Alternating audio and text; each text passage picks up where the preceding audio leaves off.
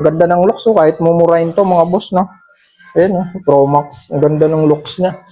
L2 and R2. Yun mga idol, no? What's up? Kumusta? Nandito pa rin tayo kay ProAgent. Nakita nyo na sa likod ko, ito yung isa sa pinakamurang road bike na mabibili nyo sa market. Ito si Pro Max PR30. Ito yung combination color niya, oh. Yellow and white. Pero, may mga available color pa yan dyan sa yellow basket natin. Tsaka available size mga boss, no? Check nyo lang yung link natin dyan. Click nyo lang yung link. Tapos, nandyan yung mga pagpipilian ng kulay. Bike check ko sa inyo to mga boss. Baka magustuhan nyo to, no? Sa mga probinsya kayo, pwede nyo orderin to via COD kasi yellow basket naman tayo. Yun mga boss, check natin yung pyesa nito. Let's go. So yun mga boss, unahin natin sa kanyang frame. Ang frame nito, aluminum mga boss, aluminum. Ito yung Pro Max PR30, no? Napakamura lang nito, pero full internal cable na pala to. Ito lang yung hindi, yung brake niya.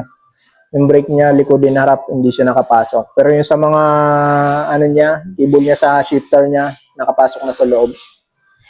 Size medium tong nandito sa atin, 48 cm.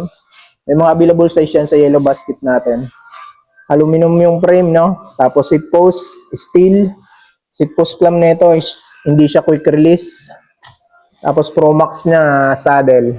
Ayan, saddle niya pala Pro Max. Baliktad tayo. Railings niya, ayan. Steel, syempre budget bike lang yan mga boss. Natural yan sa mga budget bike.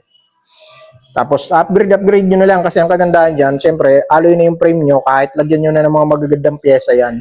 Kasi aluminum na yung frame nyo eh. Sa stem, alloy, sa handlebar,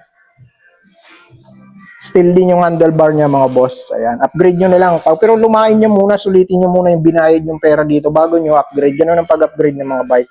Diba, nasira na yung isang pyesa, palitan nyo na ng magandang pyesa. Ang ganda ng looks, oh, kahit mumurahin to mga boss, no?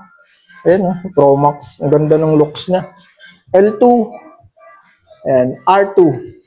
7-speed lang to mga boss, 7-speed. Steel din yung port nito mga boss. Ayan. Sa kanyang RD, ganun din, L2R2. Ayan mga boss, check out nyo na lang yan sa yellow basket mga boss kung naghahanap ka ng isang murang road bike. Ayan. Upgrade na lang. Pag medyo nasira, palitan nyo na ng magandang pyesa. Ganun lang. Ang maganda, aluminum na yung frame nyo. Tsaka mura lang to mga boss.